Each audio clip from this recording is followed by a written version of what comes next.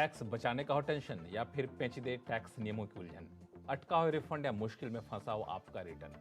हर मुश्किल सवाल का आसान जवाब है टैक्स गुरु, जहां आप ना सिर्फ अपना टैक्स बचाते हैं बल्कि हम टैक्स की उलझनों को सुलझाने के गुर भी आपको सिखाते हैं। नमस्कार, मैं हूं लक्ष्मण राय और आज आपके सवालों का जवाब देने के लिए हमारे साथ हैं जाने माने टैक्स एक्सपर्ट शरद कोहली साहब। सर, आपका स्वागत है CNBC आवाज में।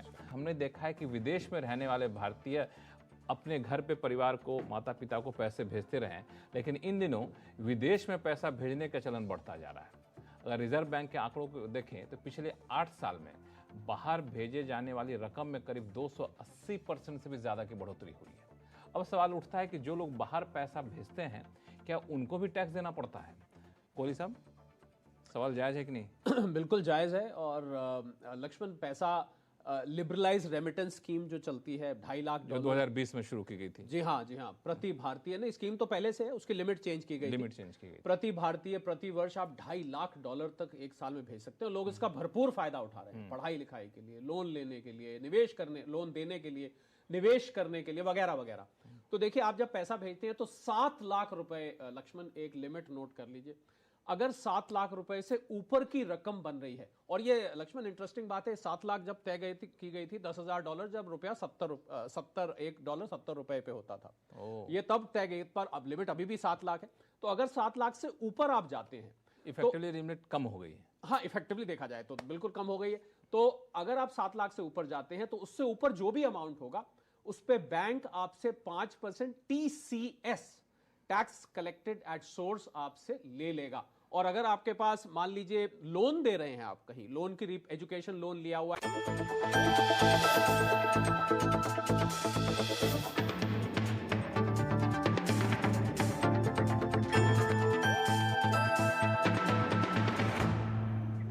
टैक्स से जुड़ी हर उलझनों को दूर करने के लिए लेकर हम हाजिर हैं आपका पसंदीदा शो टैक्स गुरु, जहां हम नियमों के दायरे में रहकर टैक्स बचाने के बेहतरीन तरीके आपको बताते हैं। नमस्कार, मैं हूं लक्ष्मण राय और हमारे साथ इस बार होंगी जानी मानी टैक्स एक्सपर्ट गौरी चड्ढा, जो स्टूडियो में है।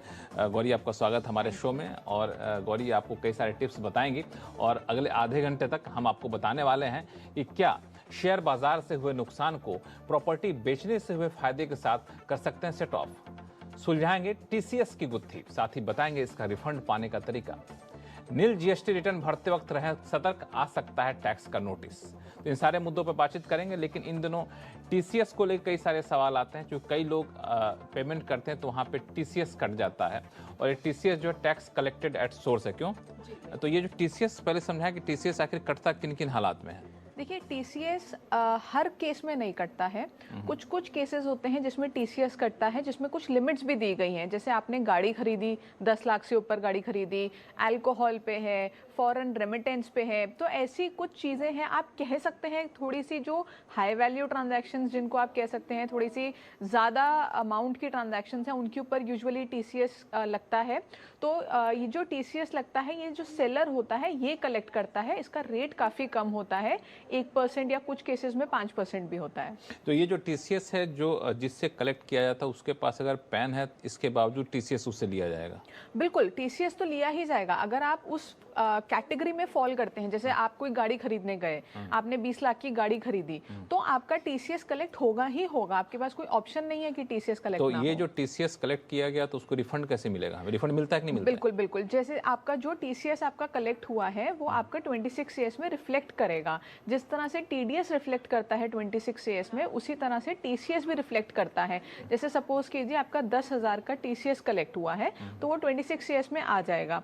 अब जब आप अपनी रिटर्न भरने जाएंगे, तो अगर आपकी कोई टैक्स की लायबिलिटी बनती है, तो वो टैक्स लायबिलिटी आप इस 10,000 से यूटिलाइज कर सकते हैं। और सपोज कीजिए आपकी कोई टैक्स लायबिलिटी नहीं बनती है, तो जब आप अपनी रिटर्न भरेंगे, ये 10,000 रुपए आपको रिफंड आ जाएंगे। रिफंड आ जाए। चूंकि TCS की बात चलिए, तो मैं एक और वर्ड होता है, इससे कंफ्यूजन होता है टैक्स डिपार्टमेंट में, होता है TDS। तो TDS TCS से कैसे अलग है?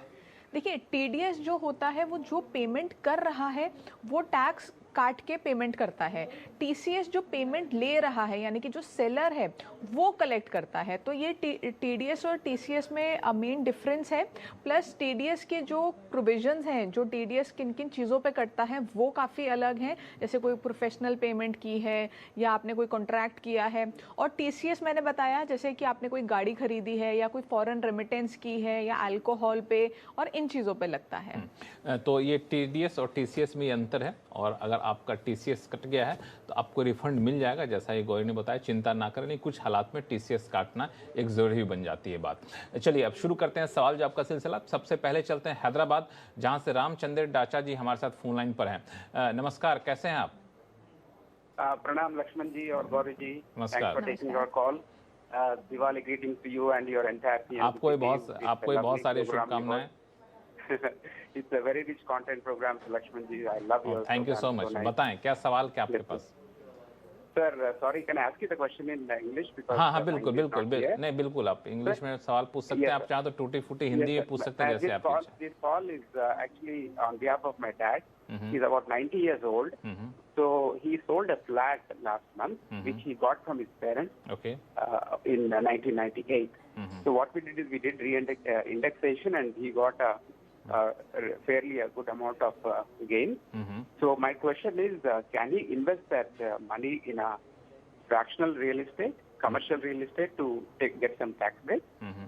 ठीक है, मिस्टर, कहने का मतलब ये है कि आपका जो फ्लैट है वो आपने बेच दिया है। वो 1998 में आपको पिताजी से फ्लैट मिला था, और कैलकुलेशन जो उसके हिसाब से ये 17 लाख का कैपिटल गेन उस पर बन रहा है, जो आपका अनुमान है। अब आप जानना चाहते हैं क्या इस पैसे पर टैक्स बचाने के लिए कहीं इन्वेस्ट कर सकते हैं? जी, इन्होंने जो मुझे समझ आया, इन्होंने पूछा कि कमर्शियल प्रॉपर्टी में इन्वेस्ट कर सकते हैं। हाँ, ठीक है, यही सवाल है ना आपका, कमर्शियल प्रॉपर्टी में आप इन्वेस्ट कर सकते हैं? रामचंद्र जी, कमर्शियल प्रॉपर्टी में आप इन्वेस्टमेंट करना चाहते हैं, राइट? Yes, yes. ठीक है। तो देखिए, आपने रेजिडेंशियल फ्लैट बेचा है, रेजिडेंशियल प्रॉपर्टी बेची है, तो आपके पास जो सेक्शन है वो है सेक्शन 54, जो कहता है रेजिडेंशियल प्रॉपर्टी को बेच के आपको अगर टैक्स बचाना है तो आपको कोई रेजिडेंशियल प्रॉपर्टी ही लेनी है। तो आप कमर्शियल प्रॉपर्टी इस सेक्शन में नहीं ले सकते। और अगर आप इस सेक्शन में फ़ायदा नहीं लेना चाह रहे हैं तो आप सेक्शन 54 EC एक सेक्शन होता है जिसमें कुछ बॉन्ड्स होते हैं, जो NHAI और REC वगैरह के बॉन्ड्स होते हैं, जिनमें 5 साल का लॉक इन पीरियड होता है, वो बॉन्ड्स ले सकते हैं। लेकिन अगर आप कमर्शियल प्रॉपर्टी में इन्वेस्ट करेंगे, उस केस में आपको जो है टैक्स का बेनिफिट वो नहीं मिलेगा। अब चलते हैं अमृतसर, जहां से AK महेश्वरी जी हमारे साथ फोन लाइन पर जुड़ चुके हैं। महेश्वरी जी नमस्कार, क्या सवाल है आपके पास? हाँ नमस्कार सर, गौरी मैडम नमस्कार। नमस्कार नमस्कार। हाँ, बहुत अच्छा लगता है आपका शो, मैं देखता रहता हूँ यदा कदा, और अच्छी एडवाइस मिलती है। तो अभी क्या मेरे पास जो एक क्वेरी है, मेरा जो पॉइंट है वो ये है, मेरे फादर ने अगस्त में, he is 90 years old, I am also 63 running now, तो 2 करोड़ का एग्रीकल्चर लैंड सेल किया है। अच्छा। तो उसके लिए मेरे पास एक तो टैक्स बचाने के लिए ऑप्शंस क्या हैं, एक बात तो ये पूछनी है। दूसरा मेरा ये है कि अगर वो अमाउंट, क्योंकि ही इज 90 years old, तो वो अगर वो टैक्स फ्री गिफ्ट करना चाहे ऐसे बैंक से ट्रांसफर, तो वो फैमिली में मान लिया मेरे को या मेरे बेटे को, बेटे की वाइफ को या बेटी को, कौन कौन एलिजिबल होगा उसको टैक्स फ्री लेने के, ताकि फर्दर इन्वेस्टमेंट हम बेटर करना चाहता हूँ मैं अपनी, मतलब उनके लिए, पोता पोती के लिए। तो वो मेरा एक रिडल है इसमें, वो कैसे करना है, क्या करना चाहिए, best option to save the tax. Land sale की है एग्रीकल्चर। ठीक है। तो देखिए, इसमें आपको सबसे पहले ये देखना है कि जो लैंड है वो रूरल लैंड है या अर्बन है। अगर रूरल एग्रीकल्चरल लैंड है तो उस पर आपने जो भी कैपिटल गेन आपको हुआ है वो पूरा टैक्स एग्जेम्प्ट है, आपको उसके ऊपर कोई भी टैक्स देने की ज़रूरत नहीं है, क्योंकि वो जो एग्रीकल्चरल लैंड होता है रूरल, वो कैपिटल एसेट नहीं माना जाता। अगर यही आपका अर्बन एग्रीकल्चरल लैंड है तो आपका जो एग्रीकल्चरल लैंड आपने बेचा है उस पर जो आपको कैपिटल गेन हुआ है वो बचाने के लिए आपको 2 साल के अंदर एक और एग्रीकल्चरल लैंड खरीदना होगा और आप अपना टैक्स बचा पाएंगे। अब बात करते हैं इन दोनों में से आपका जो भी लैंड है आपने टैक्स बचा लिया, या तो आपकी इनकम टैक्स फ्री थी या आपने उसको टैक्स फ्री बना लिया एक और एग्रीकल्चरल लैंड लेके। अब आप उस पैसे को, आपके फादर यानी कि उस पैसे को आगे गिफ्ट करना चाहते हैं। तो इनकम टैक्स एक्ट में एक डेफिनेशन दी गई है रिलेटिव की, जो एक काफी मिनट मैं आपको रोकूंगा कि ये जो इनके फादर ने जो प्रॉपर्टी बेची, एग्रीकल्चर लैंड बेचा, उनके ऊपर कोई टैक्स लायबिलिटी नहीं बनेगी क्योंकि एग्रीकल्चर लैंड है, राइट? अगर रूरल एग्रीकल्चरल लैंड है तो आपको जो भी इनकम होगी उस लैंड को बेच के वो आपकी टैक्स फ्री इनकम होगी, और उसको ये फ्रीली आपके फादर जो हैं फ्रीली आगे गिफ्ट कर सकते हैं आपको या आपके बच्चों को, क्योंकि ये जो आपकी इमीडिएट फैमिली है ज़्यादातर वो आपकी रिलेटिव की डेफिनेशन में आ रही है, जिन जिन लोगों का आपने नाम लिया। तो जो इनकम टैक्स एक्ट में डेफिनेशन दी गई है रिलेटिव की, उसमें क्योंकि ये रिलेटिव्स फॉल करते हैं तो वो फ्रीली इसको दे सकते हैं। To be on the safe side आप गिफ्ट डीड बना के चलिएगा, क्योंकि बड़ा अमाउंट है, और या फिर कोई ईमेल पे या कोई लेटर अपने फादर से ले लीजिएगा जिसमें जिस चेक से उन्होंने ट्रांसफ़र किया है या जो रेफरेंस नंबर है ऑनलाइन ट्रांसफ़र का वो आ रहा हो कि ये पैसा उन्होंने गिफ्ट के तौर पे दिया है, ताकि फ्यूचर में कभी कोई केस आए लगे स्क्रूटनी में या कुछ, तो आप इजीली प्रूफ कर पाएं कि ये आपको गिफ्ट के तौर पे मिला था और इस पे आपको कोई टैक्स देने की ज़रूरत नहीं थी। तो ना तो आपके पिताजी को टैक्स देने की जरूरत है, ना तो उनसे वो पैसा आपको मिलता है, तो ना तो आपको टैक्स देने की जरूरत है। हाँ, उस पैसे को इन्वेस्टमेंट करे, कोई आप अलग से कमाई कर रहे हैं तब आपको उस कमाई पर टैक्स देने की जरूरत पड़ सकती है, लेकिन फिलहाल कोई टैक्स देने की जरूरत नहीं। बिल्कुल खुश हो जाइए, कहीं कोई चिंता मत करिए, आप उसका अपने तरीके से बेहतरीन तरीके से इस्तेमाल करिए। अब चलते हैं गुजरात, जहां से जय पटेल साहब हमारे साथ फोन लाइन पर जुड़ चुके हैं। जय पटेल साहब नमस्कार। सर, मेरा क्वेश्चन ये है सर कि मेरा सर शेयर मार्केट में लॉस हुआ है 1,35,000 शॉर्ट टर्म लॉस है, और मेरा 42,000 मैंने जो एग्रीकल्चर लैंड सेल की है तो, और उसमें सर प्रॉफिट हुआ है, तो दोनों सेट ऑफ हो सकता है सर? मगर वो जो एज पर जो इनकम टैक्स में जो उनकी लैंड की डेफिनेशन है उसके अकॉर्डिंगली वो अर्बन लैंड है, तो वो मैंने सेल की है और उसमें 42,000 जैसा मेरा को प्रॉफिट हुआ है, और शेयर बाजार में मेरा 1,35,000 लॉस हुआ है, तो वो दोनों इनकम सेट ऑफ हो सकती है? ठीक है, आजकल बड़े सवाल आ रहे हैं, लोग जमीन बेच रहे हैं और capital gain tax capital gain भी अच्छा खासा बनता है, ये तो शेयर मार्केट में उसको लगाना चाहिए, नुकसान से सेट ऑफ करना चाहिए, पॉसिबल है? तो बिल्कुल देखिए, जो शॉर्ट टर्म कैपिटल लॉस होता है वो तो पहले भी आप जो है सेट ऑफ कर सकते थे। तो जो शॉर्ट टर्म कैपिटल लॉस होता है आपको किसी भी एसेट को बेच के या शेयर मार्केट से, वो सारा आप लॉन्ग टर्म कैपिटल गेन या शॉर्ट टर्म कैपिटल गेन दोनों से सेट ऑफ कर सकते हैं। तो उसमें तो कोई दिक्कत पहले भी नहीं थी, अब भी नहीं है। लेकिन सवाल ये है कि अगर आपको लॉन्ग टर्म कैपिटल लॉस हो जाता है शेयर मार्केट में तो उसको उसको सेट ऑफ कर सकते हैं कि नहीं, तो उसका भी जवाब है कि उसको भी लॉन्ग टर्म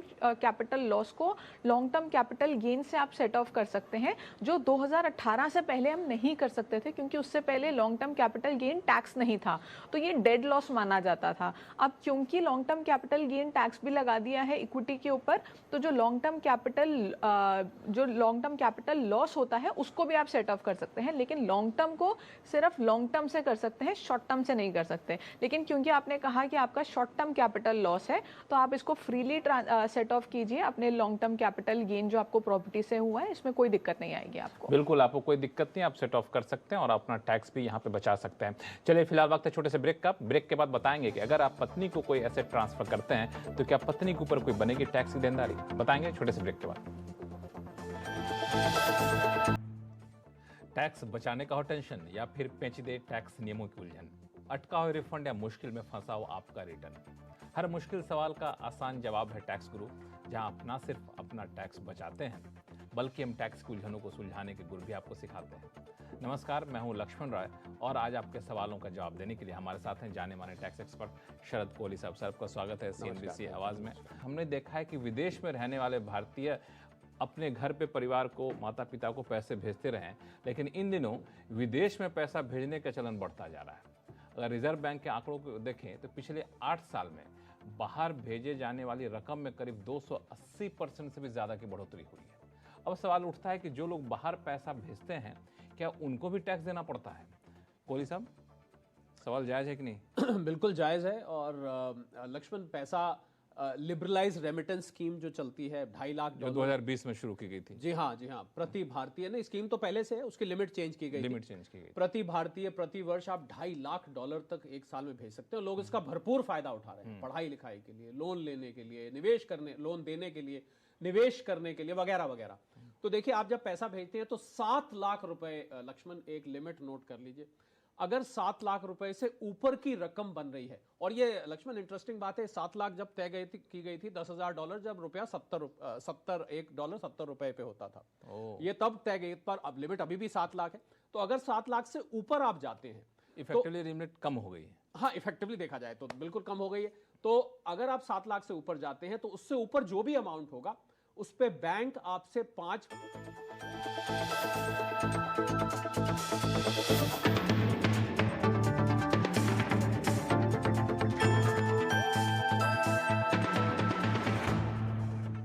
ब्रेक के बाद एक बार फिर से आपका स्वागत है। आप देख रहे हैं टैक्स गुरु और आपके सवालों का जवाब देने के लिए हमारे साथ हैं जाने मानी टैक्स एक्सपर्ट गौरी चड्ढा।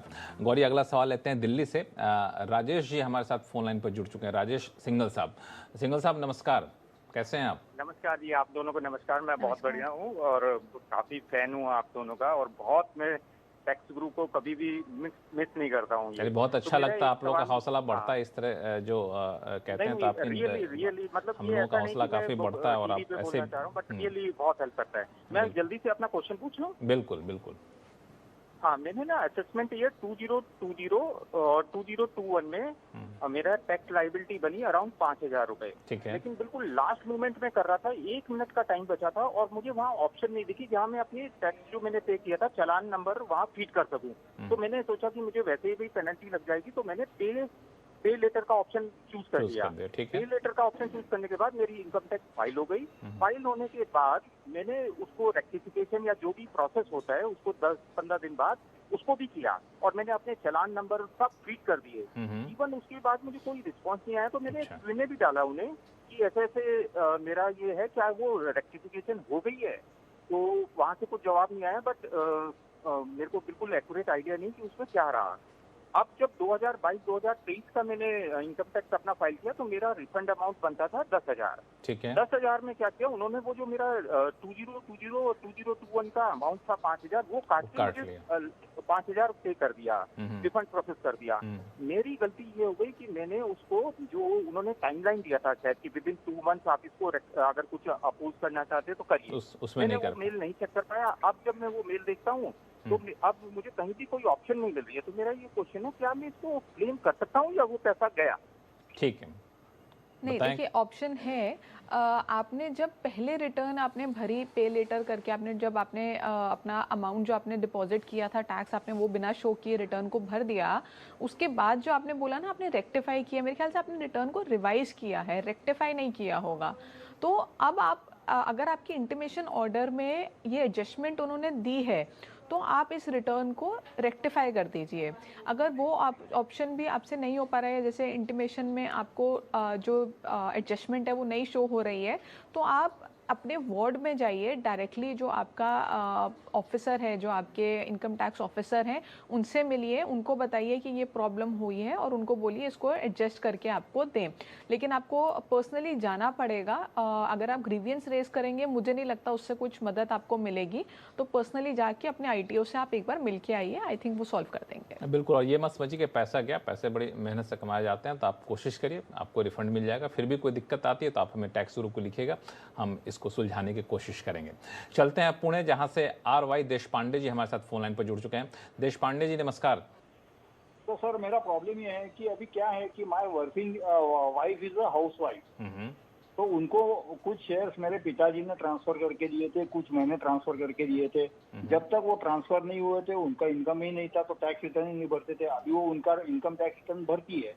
अभी मैंने जो शेयर्स उनको ट्रांसफर किए हैं उसके ऊपर जो उनको डिविडेंड मिलने वाला है, जो कुछ गेन होने वाला है, वो उनके इनकम में ऐड करेंगे या मेरे इनकम में ऐड होगा? ये सब हमने उनको गिफ्ट किया है, हमारे लड़कों ने भी उनको ट्रांसफर किए हैं। ठीक, समझ गया। ठीक है। तो देखिए, आपकी वाइफ को 2-3 जगह से गिफ्ट मिल रही है। एक तो उनके फादर से मिल रही है, एक आपके थ्रू मिल रही है, और आई थिंक आपके बच्चों के थ्रू मिल रही है। तो जो भी आपकी वाइफ के फादर ने उनको गिफ्ट किया है या उनके बच्चों ने उनको गिफ्ट किया है, वो पैसा तो उनका हो गया। उसके ऊपर जो भी पैसा वो कमा रही हैं वो उनकी इनकम में टैक्सेबल होगा, कहीं भी कोई क्लबिंग का सवाल नहीं उठता। लेकिन जो आपने गिफ्ट किया है अपनी वाइफ को, क्योंकि जो स्पाउस होते हैं वो क्लबिंग के प्रोविजंस में फॉल करते हैं, तो जो आपने गिफ्ट किया है अपनी वाइफ को, उसके ऊपर वो जो भी पैसा कमा रही हैं वो आपकी इनकम में ऐड होगा। तो उस पर आपको टैक्स देना होगा। उस इनकम से जो इनकम उन्होंने अर्न कर ली और आपने उसके ऊपर टैक्स दे दिया, उसको री इन्वेस्ट करके अगर वो कुछ पैसा कमा रही हैं तो वो उस पर वाइफ ही टैक्स देंगी, उस पर आपको टैक्स देने की ज़रूरत नहीं है। तो सपोज़ कीजिए आपने 1 लाख रुपए अपनी वाइफ को गिफ्ट किए हैं, उस पर उनको 10,000 रुपये का सपोज़ कीजिए डिविडेंड आया, तो वो 10,000 रुपये आप अपनी इनकम में ऐड करेंगे और टैक्स देंगे। उस 10,000 को उन्होंने री इन्वेस्ट कर दिया और उस पर कुछ इंटरेस्ट आया, वो वाइफ के अकाउंट में जाएगा, वाइफ उस पर टैक्स देंगी। बिल्कुल, बहुत अच्छे से एग्जांपल देके गौरी ने आपको समझा दिया। मुझे लगता है कोई इसमें कन्फ्यूजन अब नहीं होना चाहिए। कई लोग ऐसे हैं जो ट्रांसफ़र करते हैं शेयर या इस तरह के प्रॉपर्टी, तो उसमें यही फॉर्मूला लागू होता है। चलते हैं वडोदरा, जहाँ से जनक शाह जी हमारे साथ फोन लाइन पर जुड़ चुके हैं। जनक जी नमस्कार। सर, मैंने 19 जुलाई पे मेरा return, income tax return deposit करा था। ठीक है। हेलो। हाँ, आवाज आ रही है, बताएं। हाँ, वो मैंने 19 जुलाई पे रिटर्न भरा था, लेकिन उसमें क्या कुछ मिस्टेक की वजह से इंटरेस्ट के 80 TDB क्लेम करने के रह गए थे। तो एज ऑन 21 जुलाई को मैंने रिटर्न रिवाइज किया है। तो इनकम टैक्स डिपार्टमेंट वाले बोलते हैं कि 21 वाला रिटर्न जो आपने रिवाइज किया है वो हमको तो दिखाई नहीं देता है। अच्छा। और 19 वाले जुलाई में जो किया है ना, वो उन लोगों ने ग्रीवेंसेस के साथ मुझे वापस कर जॉब देने के लिए, लेकिन वो साइट खुल ही नहीं रही है। ठीक है, बस यही मेरा सवाल है। ठीक है, क्या कर सकते हैं गौरी? देखिए, आपने अगर जैसे रिटर्न रिवाइज की है तो आपको उसकी एक्नॉलेजमेंट भी आई होगी जो आपके पास सेव्ड होनी चाहिए। अगर आपके पास वो एक्नॉलेजमेंट है तो वो एक्नॉलेजमेंट लेके आप डिपार्टमेंट चले जाइए और पर्सनली अपने ITO से मिल के आइए। अगर आपके पास वो एक्नॉलेजमेंट नहीं है, इसका मतलब ये है किसी टेक्निकल एरर की वजह से, या कोई भी एरर हो सकता है आपकी तरफ से, साइट की तरफ से। मैं नहीं कह सकती कि आपकी तरफ से है कि साइट की तरफ से है, लेकिन वो शायद अपलोड नहीं हुई है और आपकी रिटर्न रिवाइज नहीं हुई है। तो आपके पास अभी भी टाइम है रिवाइज करने का, आप दोबारा रिवाइज कर दीजिए, क्योंकि दिसंबर तक आप रिवाइज कर सकते हैं। तो अगर पहले रिवाइज नहीं हुई थी तो दोबारा रिवाइज कर दीजिए, पहले हो गई थी, आपके पास एक्नॉलेजमेंट है तो डिपार्टमेंट एक्नॉलेजमेंट लेके चले जाइए और आपकी जो प्रॉब्लम है वो सॉल्व हो जाएगी। बिल्कुल, फिर भी ना सॉल्व हो तो हम लोग बैठे हुए, आप हमें लिखिएगा सवाल, हम उसको सुलझाने की कोशिश करेंगे। तो चलिए फिलहाल वक्त छोटे से ब्रेक का। ब्रेक के बाद बताएंगे कि नील GST रिटर्न फाइल करते वक्त कैसे रहें सावधान, क्योंकि आ सकता है नोटिस। बताएंगे छोटे से ब्रेक के बाद।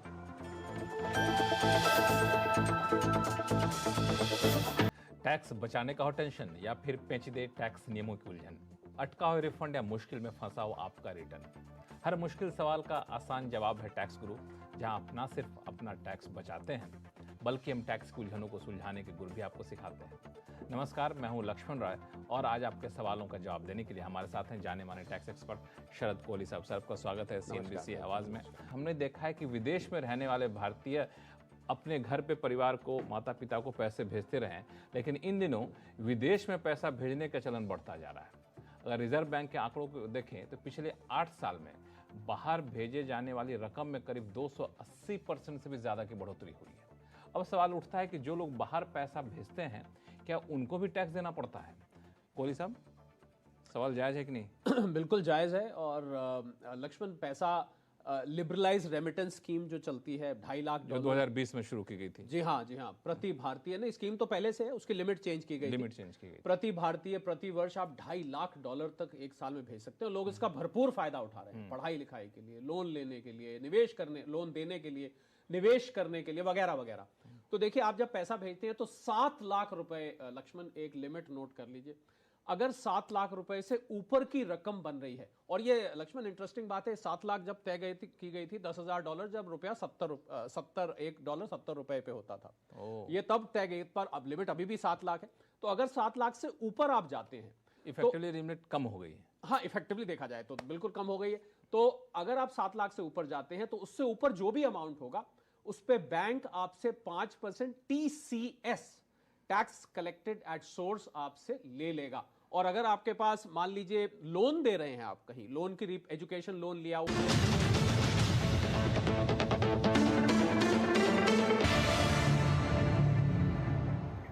ब्रेक के बाद एक बार फिर से आपका स्वागत है। आप देख रहे हैं टैक्स गुरु और आपके सवालों का जवाब देने के लिए हमारे साथ हैं जाने माने टैक्स एक्सपर्ट गौरी चड्ढा। गौरी, लोगों के सवाल ने, इससे पहले एक मुद्दा जो बहुत लोगों के पास इन दिनों नोटिस आ रहा है, ये नोटिस आ रहे हैं उन लोगों को जिन्होंने GST का रिटर्न नील फाइल किया है। तो मेरा सवाल ये है कि किन किन हालात में नील रिटर्न फाइल करते हैं, इस तरह से नोटिस आ जाए तो क्या करना चाहिए? देखिए, एक बार 2 बार आपने नील रिटर्न फाइल कर दी तो नोटिस आपको नहीं आएगा, लेकिन पिछले कई महीनों से अगर आप नील फाइल कर रहे हैं तो अब जो है जीएसटी डिपार्टमेंट वो नोटिस इशू कर रहा है और वो पूछ रहा है कि इतने महीनों से तो आपने नील रिटर्न फाइल की है तो आपको जीएसटी नंबर लेने की ज़रूरत क्या है। तो अगर आप इसको रिप्लाई नहीं करते हैं तो आपका जो जीएसटी रजिस्ट्रेशन है वो कैंसिल हो जाएगा।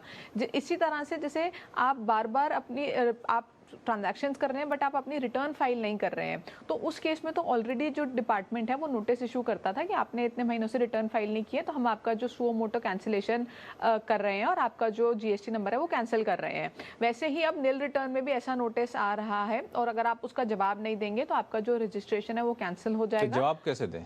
ऑनलाइन ऑप्शन होती है जवाब देने की। क्या जवाब में क्या लिखना है? जवाब में अब हर एक का अलग जवाब हो सकता है। मतलब बताना होगा कि हमारा कोई सीजनल बिजनेस है, किसी का 6 महीने ही बिजनेस चलता है, 6 महीने नहीं बिजनेस चलता, तो आप एक्सप्लेन कीजिए कि आपका 6 महीने बिजनेस होता ही नहीं है बिकॉज सीजनल बिजनेस है। तो हर एक का जो रीजन है वो अलग हो सकता है, बट अगर आपके पास कोई जेन्युइन रीजन नहीं है तो फिर वो कैंसिल हो जाएगा और आपको दोबारा अप्लाई करना पड़ेगा जब आपको जरूरत है। तो इसीलिए आप अपना जब भी नील रिटर्न फाइल करें तो देखते रहिए, जब भी कोई नोटिस इस तरह का आता है तो जेन्युइन रीजन है बता दीजिए क्यों हम नहीं रिटर्न फाइल कर पा रहे हैं, क्यों नील रिटर्न फाइल करते हैं, नहीं तो फिर आपको मुसीबत होगी, जीएसटी रजिस्ट्रेशन कैंसिल हो जाएगा, फिर दोबारा से इसके झंझट पर पड़ना पड़ेगा। चलिए, एक सवाल आया हमारे पास प्रशांत गुप्ता जी का। दरअसल ये कुछ एडिशनल बिजनेस करना चाहते हैं, लेकिन जो पहले से इनके पास जीएसटी नंबर है उसी पर एडिशनल बिजनेस करना चाहते हैं और ये भी जानते हैं कि ऐसे में आईटीसी कैसे क्लेम करें। देखिए, अगर आपका जो बिजनेस है वो सेम स्टेट में है तो आप उसी जीएसटी नंबर को यूज़ करके एडिशनल बिजनेस कर सकते हैं, कोई दिक्कत नहीं है। आपको थोड़ा सा आईटीसी का देखना होगा कि कौन से बिजनेस का कौन सा आईटीसी है, लेकिन आप उसको क्यूमुलेटिवली एडजस्ट कर सकते हैं, उसमें कोई दिक्कत नहीं है। लेकिन अगर आपका जो बिजनेस है वो किसी और स्टेट में है, किसी और स्टेट में स्टार्ट करना चाह रहे हैं, तो आपको एक और जीएसटी नंबर लेना होगा उस स्टेट में, क्योंकि अगर आप स्टेट से बाहर बिजनेस करते हैं, जैसे आप दिल्ली में आपका रजिस्ट्रेशन है और आप मुंबई में बिजनेस करना चाह रहे हैं, तो मुंबई में आपको रजिस्ट्रेशन लेना होगा, तो उसमें उस बिजनेस का रजिस्ट्रेशन अलग ही होगा।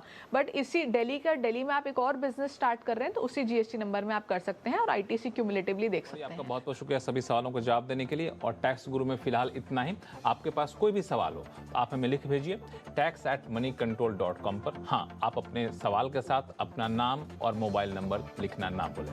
नमस्कार, देखते रहिए CNBC आवाज।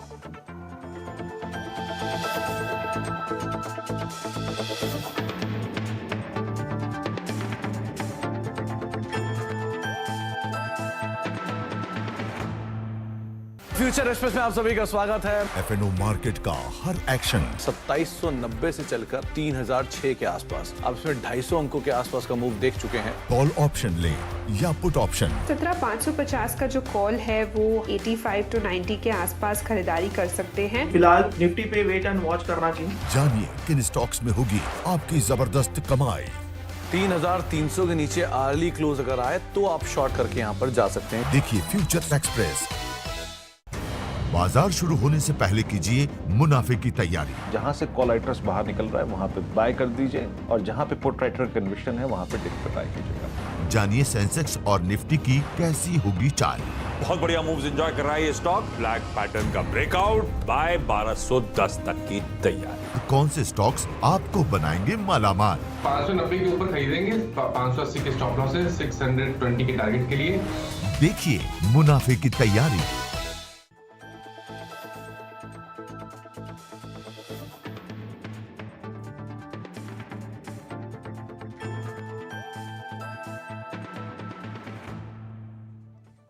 टैक्स बचाने का हो टेंशन या फिर पेचीदे टैक्स नियमों की उलझन, अटका हुआ रिफंड या मुश्किल में फंसा हो आपका रिटर्न, हर मुश्किल सवाल का आसान जवाब है टैक्स गुरु, जहां आप ना सिर्फ अपना टैक्स बचाते हैं बल्कि हम टैक्स की उलझनों को सुलझाने के गुर भी आपको सिखाते हैं।